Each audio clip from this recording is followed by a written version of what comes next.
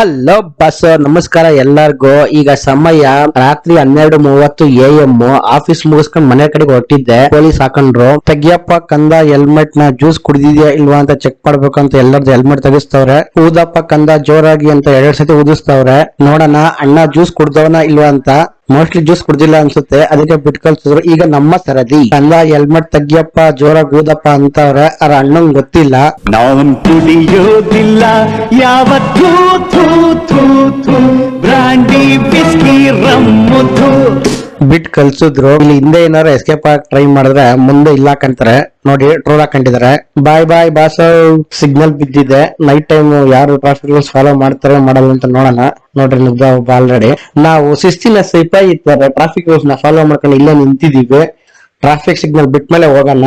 Boss, ಈ video ನಿಮ್ಗೆ ಇಷ್ಟ ಆಗಿದ್ರೆ ಲೈಕ್ ಮಾಡಿ, ಸಬ್ಸ್ಕ್ರೈಬ್ ಮಾಡ್ಕೊಳ್ಳಿ, ಆದಷ್ಟು ಶೇರ್ ಮಾಡಿ. ಮತ್ತೆ ಮುಂದೆ ಸಿಗೋಣ.